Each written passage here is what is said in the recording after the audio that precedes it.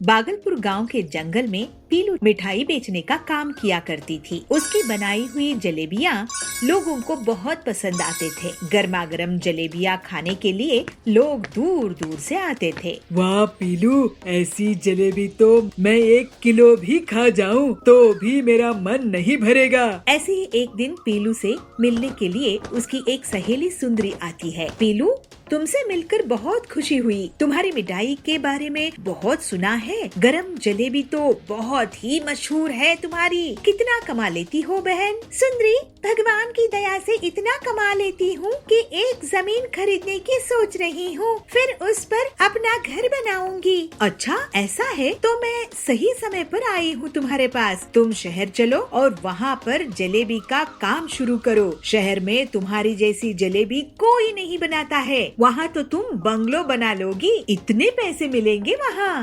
अरे नहीं, शहर तो क्या, मैं तो दूसरे गांव भी नहीं जाऊंगी, वहाँ बहुत खर्चा आता है। अरे तुम चिंता क्यों करती हो बहन, मैं हूँ ना। मेरे शहर में करोड़ों का कारोबार है, पूरा शहर मुझे जानता है। तुम मुझे अपनी दुकान के लिए पैसे दो, मैं तुम्हारे लिए वहाँ व्यवस्था कर दूंगी। फिर तुम वहाँ आकर जलेबियाँ बनाना, लोगों की लाइन लग जाएगी। इसके बाद पीलू अपनी पूरी कमाई सुंदरी को दे देती है और शहर जाने के सपने देखने लगती है। एक हफ्ते के बाद पीलू शहर जाती है। पीलू सुंदरी को फोन करती है, लेकिन सुंदरी फोन नहीं उठाती है। ऐसे ही एक हफ्ते और बीत जाता है, लेकिन पीलू को सुंदरी का कोई पता नहीं चलता है। सुंदरी मेरी बचपन की सहेली है, मैंने उस पर भरोसा करके अपनी पूरी कमाई दी थी, मुझे उसने धोखा दी है। पीलू ये सोचकर रोने लगती है, लेकिन फिर जल्दी ही अपने दुख से उभर जाती है। तुम मुझसे मेरे पैसे ले सकती हो सुंदरी, लेकिन मेरी जलेबी बनाने की कला नहीं। मैं शहर में जलेबी बनाऊंगी। फिर पीलू मेहनत करके रोड के साइड में जलेबियाँ बेचने लगती है और कुछ दिनों में उसे मुनाफा होने लगता है। एक दिन उसे सुंदरी दिखाई देती है। सुंदरी, तुमने मुझे इतना बड़ा धोखा दी हो? मैंने तुम्हें धोखा नहीं दिया पीलू, तुम्हारे जैसे बहुत से लोग शहर में बड़े बड़े सपने लेकर आते हैं, लेकिन सब यहाँ की भीड़ में फेल हो जाते हैं। अगर तुम्हारे में दम है तो अपना रास्ता खुद बनाओ, मैं चली। ये कहकर सुंदरी वहाँ से चली जाती है। पीलू सोचती है कि सुंदरी के धोखे ने उसे एक नया रास्ता दिखाया है कि अब वो शहर के भीड़ भाड़ में भी कुछ अलग करे। अगले दिन से पीलू एक नया आइडिया लगाती है और काली जलेबियाँ बनाना शुरू कर देती है। काली जलेबियाँ देखकर शहर वाले हैरान रह जाते हैं। अरे यहाँ क्या काली जलेबियाँ, मैंने तो कभी नहीं देखी। ये काली जलेबियाँ शुद्ध खोवे की होती है, बहुत पहले मेरे पिताजी इसे गांव में बनाते थे। सच में ये तो कमाल की है माँ। इस तरह से पीलू अपनी होशियारी और मेहनत के दम पर बहुत जल्दी तरक्की कर लेती है। फिर वो हंसी खुशी अपना जीवन बिताने लगती। चीनू और पिंकी दोनों भाई बहन हैं और अपने मम्मी पापा के साथ रहते हैं। आज चिल्ड्रंस डे है, इसलिए सुबह सुबह उनके मम्मी पापा उनके पास आते हैं। हैप्पी चिल्ड्रंस डे बच्चों, आज बताओ क्या खाओगे? मैं तुम्हारी पसंद का ही खाना बनाऊंगी। मम्मी आप आलू का पराठा बना दो, मुझे वो बहुत पसंद है। और चीनू तुम? मैं भी आलू का पराठा खा लूंगा, मुझे भी तो ये बहुत पसंद है। बाकी तो आज स्कूल में पार्टी रखी ही गई है, वहाँ भी तो बहुत कुछ खाने को मिलेगा। चलो बच्चों जल्दी से स्कूल के लिए तैयार हो जाओ, मैं तुम्हें स्कूल छोड़कर आ जाता हूँ। दोनों बच्चे नहा धोकर जल्दी से तैयार हो जाते हैं। तब तक उनकी मम्मी आलू के पराठे बना देती है। दोनों पराठे खाकर स्कूल के लिए पापा के साथ निकल जाते हैं। पापा दोनों को स्कूल में छोड़ देते हैं। बच्चों आज खूब मस्ती करना, आज तुम्हारा ही दिन है। बाकी मेरी तरफ से भी हैप्पी चिल्ड्रंस डे। पापा ऐसा कहकर अपने ऑफिस के लिए निकल जाते हैं और चीनू और पिंकी अपनी क्लास में जाकर बैठ जाते हैं, जहाँ वो देखते हैं कि आज उनकी क्लास बहुत ही सजी हुई है। फूल मालाएं और रंगोली बनी हुई है। कुछ देर बाद उनके क्लास टीचर उनके पास आते हैं और उनसे कहते हैं, बच्चों हैप्पी चिल्ड्रंस डे। आज आपको जो करना है आप वो कर सकते हैं, आप पर कोई बंदिश नहीं है। वैसे बच्चों, कोई मुझे बताएगा कि हम चिल्ड्रंस डे क्यों मनाते हैं? तभी पिंकी अपना हाथ खड़ा करती है और कहती है, सर हम चिल्ड्रंस डे इसलिए मनाते हैं क्योंकि आज हमारे पूर्व प्रधानमंत्री पंडित जवाहरलाल नेहरू जी की जयंती उत्सव है और उन्हें क्योंकि बच्चे बहुत प्यारे थे तो आज के दिन चिल्ड्रंस डे मनाया जाता है। गुड पिंकी। इसके बाद क्लास टीचर वहाँ से चले जाते हैं और सभी बच्चे ग्राउंड में जाकर खेलने लगते हैं। कोई क्रिकेट खेलने लगता है तो कोई बैडमिंटन तो कोई फुटबॉल। आज सभी बच्चे बहुत खुश थे। पिंकी और चीनू भी बैडमिंटन खेल रहे थे। तभी पिंकी की नजर स्कूल के बाहर खड़े 2 गरीब बच्चों पर जाती है जिनके कंधों पर थैले लदे हुए थे और उनके कपड़े फटे हुए थे, जो उन्हें बड़ी आस भरी नजरों से देख रहे थे। पिंकी को उन पर बहुत दया आती है, इसलिए वो उनके पास जाती है और कहती है, तुम भी हमारे साथ खेलना चाहोगे?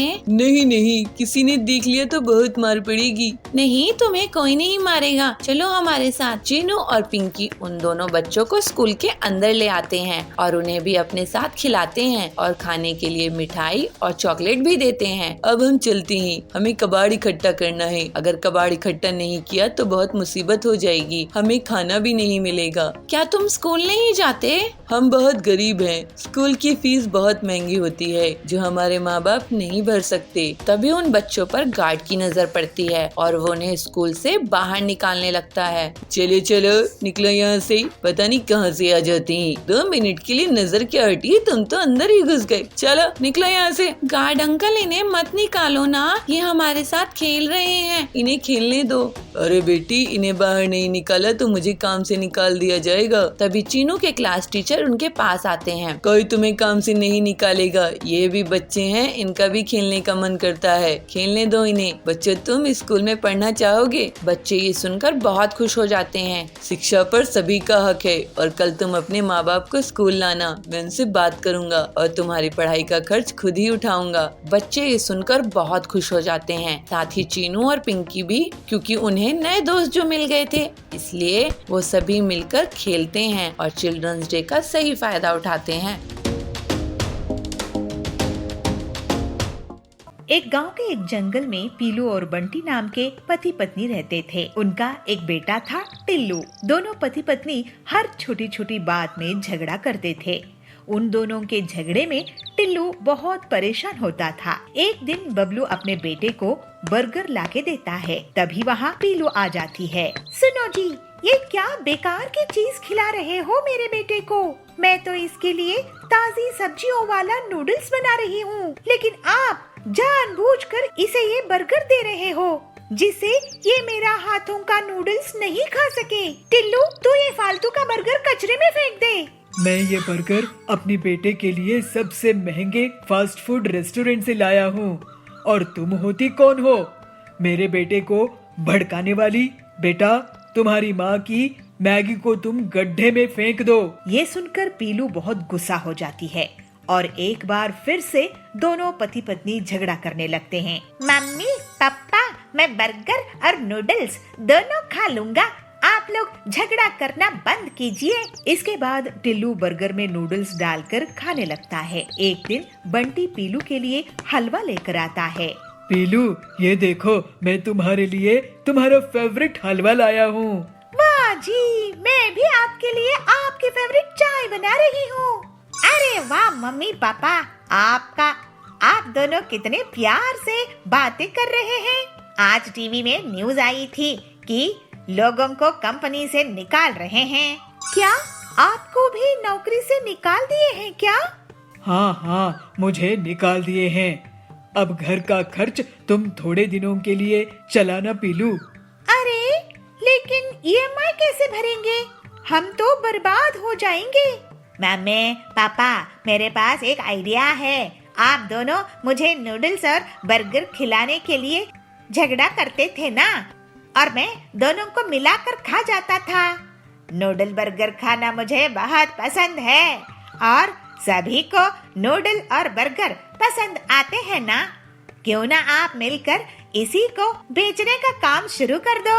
हाँ, ये अच्छा आइडिया है। हाँ, सभी बच्चों को नूडल और बर्गर बहुत पसंद होते हैं। ऐसे कॉम्बिनेशन पूरे जंगल में कहीं नहीं है। हमारी दुकान खूब चल निकलेगी। और जल्द ही दोनों पति पत्नी नूडल बर्गर की दुकान शुरू कर देते हैं। पीलू वेज नूडल्स, एग नूडल्स और चिकन नूडल्स बनाया करती थी और बंटी बर्गर बनाया करता था और वो कस्टमर्स को सर्व करने लगे। इस तरह से दोनों की दुकान बहुत अच्छे से चल निकली। पीलू और बंटी का झगड़ा अब बंद हो चुका था। दोनों में प्यार बढ़ने लगा था और वो लोग बहुत पैसे कमाने लगे थे। बेटा टिल्लू, ये तुम्हारी ही आइडिया का कमाल है जो नूडल बर्गर लोगों को पसंद आ रहे हैं। हम खुद नौकरी करते थे लेकिन अब हम लोगों को नौकरी दे रहे हैं। मेरे लिए तो आप दोनों का प्यार से साथ रहना ही सबसे अच्छी बात है। मम्मी पापा, आप हमेशा से ऐसे ही रहना। फिर पीलू और बबलू कभी भी झगड़ा नहीं किए और सब खुशी खुशी साथ रहने लगे। बदलापुर एक छोटे से गांव था।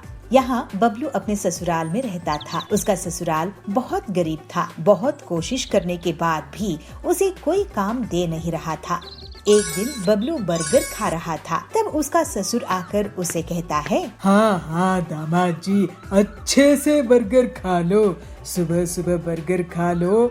हम लोगों के पास चाय पीने के पैसे नहीं है, लेकिन आप ना बर्गर खा लो। क्या हुआ ससुर जी, आप इतने गुस्से में क्यों हैं? तो क्या करूं दामाद जी, घर में इतनी परेशानी है, गरीबी है, लेकिन आपको एक भी काम नहीं मिल रहा है और आप बर्गर खा रहे हो। मैं तो कह रहा हूँ आप कहीं पर मजदूरी कर लो। हम सब भी मेहनत मजदूरी कर रहे हैं। बबलू बहुत दुखी होता है।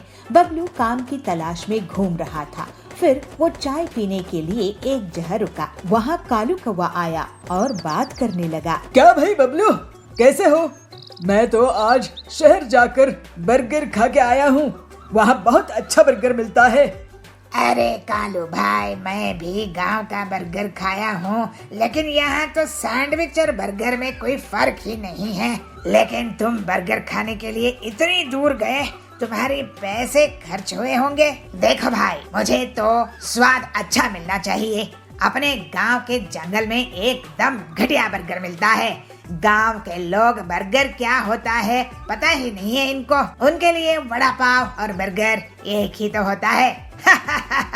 बड़ी बड़ी दुकानें खोल लेते हैं, लेकिन बर्गर पैटीज ऐसा ही फिसल जाता है। मैं ही नहीं, और भी बहुत से लोग हैं शहर जाकर बर्गर खाते हैं। मैं तो कहता हूँ बबलू भाई, कोई अपने ही गांव में छोटा सा ठेले भी बर्गर का खोल ले तो वो बहुत कमाई करेगा। ये तो आप सही कह रहे हो कालू भाई। मैं एक बार शहर जाकर बर्गर खा के आता हूँ। उसके बाद से बबलू एक दिन शहर जाकर बर्गर खा के आता है। उसके बाद वहाँ पर खाना बनाने की किताबें पढ़ता है और उससे जल्दी ही वो सभी तरह के बर्गर बनाने सीख जाता है। शहर से वापस आकर बबलू अपने दोस्तों को बर्गर्स खिलाता है। सभी को उसके अलग अलग बर्गर्स बहुत पसंद आते हैं। ससुर जी, मैं कुछ काम शुरू करने जा रहा हूँ। क्या काम शुरू करने वाले हो बबलू जी? आप इतने टाइम शहर में क्या सीख के आए हो और पैसे जमा कर लिए हो क्या? बिना उसके तो कोई काम नहीं शुरू कर सकते। आप बस देखते जाइए ससुर जी। ठीक है, देखते हैं अब क्या कमाल करोगे। ऐसे ही एक दिन बबलू बर्गर बनाने लगता है और कालू को बर्गर खाने के लिए बुलाता है। कालू अपनी पत्नी सुंदरी के साथ बर्गर खाने के लिए आता है। अरे वाह बबलू भाई, ये तो शहर से भी बहुत ज्यादा टेस्टी बर्गर है। ऐसा बर्गर आप अपने गांव में बना रहे हो? मुझे तो यकीन ही नहीं हो रहा है। अब मैं शहर नहीं, आपके ही यहाँ बर्गर खाने आऊँगा। अगर तुम्हें पसंद आया है तो सभी को पसंद आएगा कालू भाई। जल्द ही बबलू की बर्गर की दुकान बहुत धूमधाम से चलने लगती है। जल्दी ही वो मुनाफा कमाकर अमीर हो जाता है। ससुर जी, आपको जानकर बहुत खुशी होगी कि मेरा बर्गर का काम बहुत अच्छा चल रहा है और मैं अपने परिवार के लिए एक घर खरीद लिया हूँ। अब हम सब जल्द ही वहाँ रहने जाएंगे। बर्गर बेचकर कौन घर खरीदता है दामाद जी? घर तो अमीर लोग ही खरीद सकते हैं। आप घर को कल ही देख लेना ससुर जी। और हाँ, आपको मैं अपने हाथ का बर्गर भी खिलाऊंगा। अगले दिन बबलू अपने ससुर को और बाकी के परिवार वालों को अपना नया घर दिखाने के लिए ले जाता है। घर देखकर सभी बहुत खुश होते हैं और अचंभित हो जाते हैं।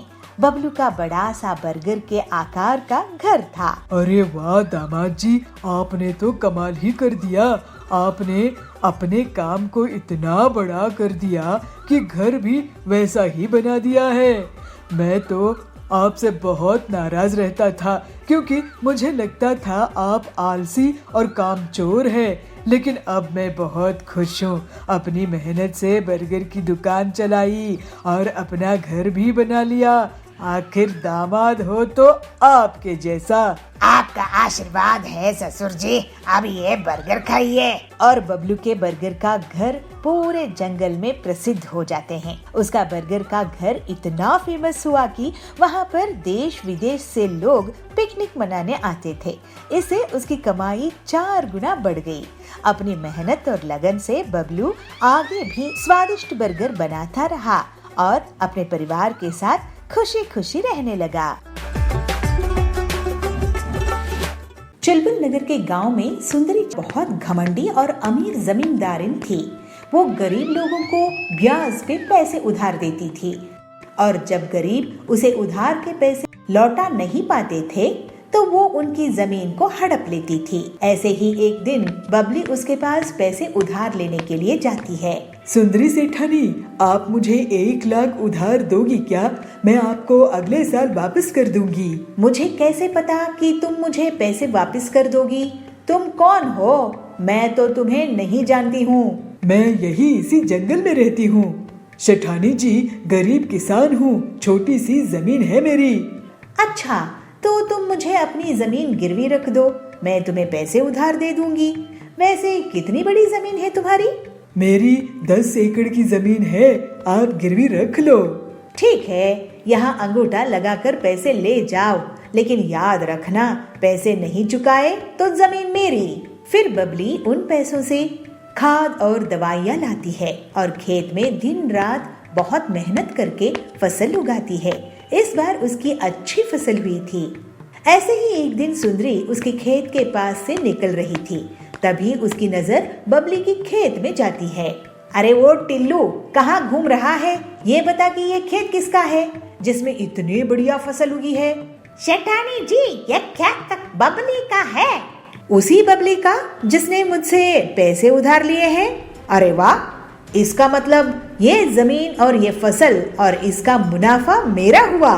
फिर सुंदरी बबली से मिलती है। क्यों बबली, इस बार तो तुम्हारी फसल बहुत अच्छी हुई है, लगता है बहुत मेहनत करी हो। जी सुंदरी जी, मैं फसल बेचकर आपका उधार लौटा दूंगी। उसके बाद घर में बेटी भी है, उसकी शादी भी करनी है। ठीक है, ब्याज मिलाकर 3 लाख दे देना। क्या? लेकिन मैंने तो बस 1 लाख ही उधार लिए थे सेठानी जी। हाँ, तो ब्याज चढ़ा के और 2 लाख हो गए हैं। तुम अनपढ़ गंवार लोग कुछ नहीं समझते। ये तो अन्याय है सुंदरी जी। फालतू की बात मत कर, नहीं तो मैं तुझे घर में भी नहीं रहने दूंगी। मैं आपके पैसे नहीं चुका पाऊंगी। नहीं, आप मेरी जमीन ही रख लो। शाम में बबली अपने घर आई और अपनी बेटी पीलू को रोते रोते सब कुछ बता दी। मैं उस लालची सेठानी को देखती हूँ, वो अपने आप को क्या समझती है।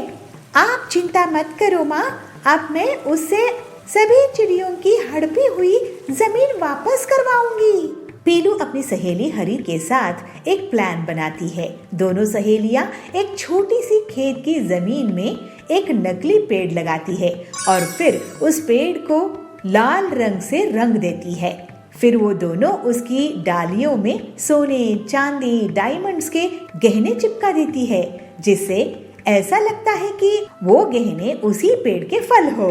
अब आएगा मजा, लालची सुंदरी कैसे फंसेगी देखना। इसके बाद पीलू चिड़िया हरी तोती के साथ जानबूझकर सुंदरी के पीछे जोर जोर से बातें करती है। अरे तूने देखी क्या उस लाल पेड़ को जो उस खेत में उगा है? उसमें से फल की जगह गहने उग रहे हैं। नहीं, तो चल दिखा मुझे। ये सुनकर सुंदरी पीलू और हरी के पीछा करने लगती है। जब वो दोनों खेत पहुंचते हैं तो अरे, क्या ये असली सोने जवाहरात है? सेठानी जी, आप कब आ गई यहाँ? खैर, हमने तो हीरे जवाहरात कभी नहीं देखे हैं। आप खुद ही देख लो कि सोना चांदी हीरा असली है कि नहीं। वैसे सेठानी जी, आपको बता दूं कि कल बहुत बड़े जमींदार आ रहे हैं जो इस जमीन को खरीद लेंगे, इसके साथ ये पेड़ भी। ऐसा क्या? तो एक बार मुझे इसके गहने दिखाओ। फिर पीलू और हरी तोती गहने दिखाते हैं। अरे, ये तो सही में हीरे हैं, हीरे। चलो, अच्छी बात है। अब हम इस जमीन उस शहर वाले सेठ को बेच देंगे। नहीं नहीं, ये जमीन तो मुझे चाहिए। लेकिन आपके पास इतने पैसे हैं क्या सेठानी जी? अरे पीलू, तुम गरीब लोग गरीब ही सोचोगे। इसके लिए तो मैं अपनी पूरी जमीन जायदाद बेच दूंगी, लेकिन मैं इस पेड़ की जमीन को खरीद के ही रहूंगी। ठीक है, तो फिर सौदा पक्का। आपकी पूरी संपत्ति के बदले में ये जमीन। ये लीजिए इस जमीन के कागजात। लेकिन पहले आप अपनी संपत्ति के कागज मेरे नाम कर दीजिए। फिर सुंदरी अपनी पूरी संपत्ति, जमीन जायदाद, गाड़ियाँ, हवेली पीलू के नाम कर देती है और उस छोटी से पेड़ वाली जमीन को बदले में ले लेती है। अगले दिन कुछ लोग उस पेड़ के पास इकट्ठा होते हैं। क्यों गरीब लोग, कैसा लगा मेरा ये गहनों का पेड़? जरा हमें भी दिखाना गहने सेठानी जी। ये देखो। फिर सुंदरी उन्हें गहने दिखाती है। तभी टिल्लू के बगल में खड़े हुए पक्षी के हाथ से उस हार में पानी गिर जाता है और उसका सुनहरा रंग मिट जाता है। अरे ये क्या, पीलू मुझे लूट ली, बर्बाद कर दी। ये तो नकली लोहे की चेन है जिस पर सोने का नकली रंग लगा हुआ था। इस तरह से सुंदरी को उसकी धोखाधड़ी की सजा मिल जाती है और पीलू की मदद से बबली और बाकी जंगल के पक्षियों को उनकी लूटी हुई जमीन वापस मिल जाती है। फिर सब खुशी खुशी रहने लगते हैं। एक गांव में मोना नाम की एक हथनी रहा करती थी। मोना हथनी का एक बेटा भी था जिसका नाम सोनू था। सोनू खरगोश अपनी मम्मी से बहुत प्यार करता था। सोनू खरगोश के पापा की कुछ समय पहले कार एक्सीडेंट में मौत हो गई थी, जिसके कारण मोना हथनी को अब काम करना पड़ता था। उसने अपने घर में एक मेड भी रखी हुई थी जिसका नाम पीहू लोमड़ी था। पीहू लोमड़ी बहुत ही अच्छा खाना बनाती थी और घर की सफाई भी बहुत अच्छे से करती थी। अरे पीहू, मैं जॉब पे जा रही हूँ, तुम सोनू का अच्छे से ध्यान रखना और उसे जो भी खाना उसे दे देना, ठीक है? और सारे कपड़े भी वो मैंने वॉशिंग मशीन में डाल दिए, उन्हें भी धुल लेना। ध्यान से कर देना ये सारे काम, रात को आकर मैं देखूंगी। अले मोना दीदी, आप मेरे रहते किसी भी बात की फिक्र मत करा करो, मैं सारे काम कर लूंगी। आप बस अपने काम पर ध्यान दो दीदी। जब तक मैं हूँ सोनू बाबा को कोई दिक्कत नहीं आएगी, मैं उनका अच्छे से ध्यान रखूंगी। मोना बेफिक्र होकर अपने जॉब पर चली जाती है। मोना के ऑफिस में अब कुछ काम चल रहा था, जिस वजह से उसके ऑफिस वालों ने उसे वर्क फ्रॉम होम करने के लिए कहा था। मोना हथनी पीहू लोमड़ी से कहती है, अरे पीहू, जाकर पहले तू सोनू को उसके स्कूल से ले आ, उसके बाद यह काम कर लेना। जा जल्दी से, उसके बाद मैं तुझे और काम बता दूंगी। चल चल। पीहू लोमड़ी सोनू खरगोश को स्कूल से ले आती है। उसके बाद मोना हथनी पीहू लोमड़ी को और काम बता देती है। काम भी बहुत ज्यादा था, लेकिन पीहू लोमड़ी काम को जल्दी निपटा देती है। पीहू, अब तू कपड़े धुल ले, इसके बाद खाना बना देना और बाजार से भी सब्जी ले आना। देख, फ्रिज में एक सब्जी भी नहीं रखी है, अब कल क्या बनाएंगे? चल चल चल चल, जल्दी जल्दी हाथ चला, बहुत काम पड़ा है। पीहू पूरा दिन काम करके अपने घर चली जाती है। मोना को काम जरा भी नहीं करना पड़ता था। एक दिन अचानक से पीहू लोमड़ी की तबीयत खराब हो जाती है। पीहू लोमड़ी मोना हथनी से कहती है, दीदी मेरी तबीयत कुछ ठीक नहीं लग रही है, मैं घर जा रही हूँ दीदी, कल जल्दी आकर काम खत्म कर लूंगी। ठीक है पीहू, तू घर जाकर आराम कर, कोई बात नहीं, जो काम पड़ा है कल आकर कर लेना। पीहू लोमड़ी घर चली जाती है। अगले दिन जब पीहू काम पर नहीं आती तो मोना हथनी को भी घर का सारा काम करना पड़ता है। उसकी अब इतना काम करने के बाद हालत खराब हो जाती है। क्योंकि इससे पहले उसने इतना सारा काम कभी नहीं किया था। ऐसे ही अब कुछ दिन बीत जाते हैं पर पीहू अभी भी काम पर नहीं आती। अरे ये पीहू कहाँ रह गई? ऐसे तो मेरी हालत खराब हो जाएगी। अगर वो काम पर नहीं आई तो सारा काम मुझे ही करना होगा। तभी दरवाजे से एक और लोमड़ी आती है जिसका नाम सोनी होता है। वह अंदर आती है। अरे अरे तुम कौन हो और कैसे अंदर चली आ रही हो? मैडम पीहू, मेरा नाम सोनी है। मैं पीहू की बहन हूँ। उसकी तबीयत अभी खराब है इसलिए उसने मुझे अपने बदले काम पर भेजा है। मोना ये सुनते ही बहुत खुश हो जाती है और उसे सारे काम बता देती है। सोनी तुम पहले खाना बना दो मुझे, और सोनू को बहुत तेज भूख लग रही है। चलो चलो जल्दी बनाओ। ठीक है मैडम। सोनी लोमड़ी खाना बनाती है। जब दोनों खाना खाते हैं तो वह खाने में बहुत ही अच्छा होता है। मम्मी सोनी दीदी तो बहुत अच्छा खाना बनाती हैं। हाँ बेटा, ये तो पीहू से भी अच्छा खाना बनाती है। अरे मैडम, हम दोनों बहनों का खाना बनाना हमारी मम्मी ने ही हमें सिखाया था। एक दिन सोनू के ऊपर एक चूहा भागते हुए जाता है। मम्मी मम्मी चूहा देखो यहाँ से भागा है। हम अगर ये आया कहाँ से? मम्मी इसे पकड़ो ना वरना ये मुझे परेशान करेगा। मम्मी पकड़ो ना जल्दी से। ठीक है सोनू, मैं कुछ करती हूँ। मोना अपनी चूहा पकड़ने के लिए चूहादानी लाती है और स्प्रे भी लाती है जिससे चूहा बेहोश हो जाए, मगर ऐसा कुछ भी नहीं होता है। चूहा उनकी पकड़ में नहीं आता है। मम्मी आपका प्लान तो खराब हो गया, अब मैं ही कुछ करता हूँ। सोनू एक जाल बनाता है जिसके अंदर सोनी के हाथ का बना हलवा रख देता है। चूहा जब उसे खाने के लिए आता है तो वो उसके अंदर बंद हो जाता है और सोनू उसे पकड़ लेता है। अरे वाह सोनू, तुमने तो इसे बड़ी आसानी से पकड़ लिया। ऐसे कैसे? मम्मी ये चूहा सोनी दीदी के हाथ का बना हलवा खाने के लिए आया था। इसे भी दीदी के हाथ का बना खाना बहुत अच्छा लगा। हाँ, आखिर सोनी खाना तो बहुत ही स्वादिष्ट बनाती है। चलो अब इसे बाहर छोड़ाते हैं वरना ये घर का नुकसान कर देगा। पहले इसने बहुत सारे कपड़े कुतर दिए हैं और सोनू खरगोश उसे दूर जगह पर जाकर छोड़कर आ जाता है और इस तरह उन्हें उस चूहे से निजात मिल जाती है। महाबलीपुर गांव के जंगल में सुंदरी कवि समोसे बेचा करती थी। उसकी दुकान बहुत अच्छे से चलती थी और ग्राहकों की हमेशा से भीड़ लगी रहती थी। ऐसे ही बहुत समय तक काम करते हुए उसने बहुत पैसे कमाए और काफी पैसा बचाकर छोटे घोंसले से एक बड़ा घोंसला खरीद ली। उस दिन से उसको बहुत घमंड हो गया। एक दिन उसकी दुकान में एक ग्राहक आया। दीदी मुझे 2 समोसे दो और हिसाब खाते में लिख लो। कैसा हिसाब? आज से उधार बंद। और हाँ, अब से समोसे 20 रुपए प्लेट नहीं मिलेंगे बल्कि 40 रुपए प्लेट मिलेंगे, समझे कि नहीं? अरे सुंदरी दीदी, आप ऐसे कैसे बात कर रही हो? मैं तो आपको रेगुलर ग्राहक हूँ, आपको हर 15 दिन में पैसे दे देता हूँ। हाँ, मेरी ही गलती थी जो मैं तुम जैसे गरीब लोगों को सस्ते दामों में समोसे बेचा करती थी। अब दीदी दीदी करना बंद करो और पैसे रखो। इस तरह से सुंदरी बहुत घमंडी हो चुकी थी और वो गरीब ग्राहकों से पहले पैसे रखवाती, बाद में समोसे देती थी। जंगल के पक्षियों के पास और कोई समोसे की दुकान नहीं थी जिसका सुंदरी फायदा उठा रही थी। फिर कुछ महीनों के बाद उसकी दुकान के सामने पीलू चिड़िया अपना समोसे का ठेला खोलती है।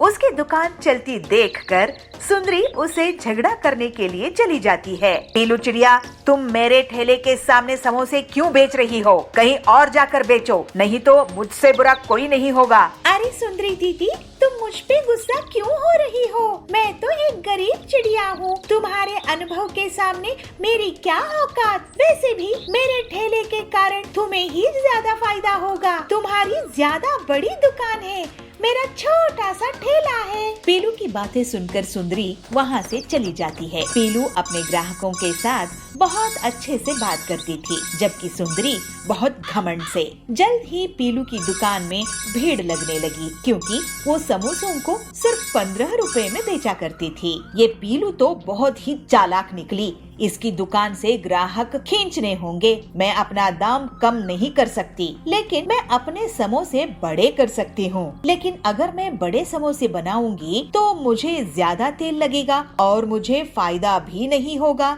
ऐसा करती हूँ कि समोसे में मिलावटी इंजेक्शन लगाकर उनका साइज बड़ा कर देती हूँ। ऐसे सुंदरी मन में सोचती है। फिर ऐसा सोचकर सुंदरी अपने घर में समोसों में इंजेक्शन लगाकर उन्हें बड़ा कर देती है और मन ही मन बहुत खुश होती है। जंबो समोसे ले लो, जंबो समोसे, इतने बड़े समोसे कभी नहीं देखे होंगे।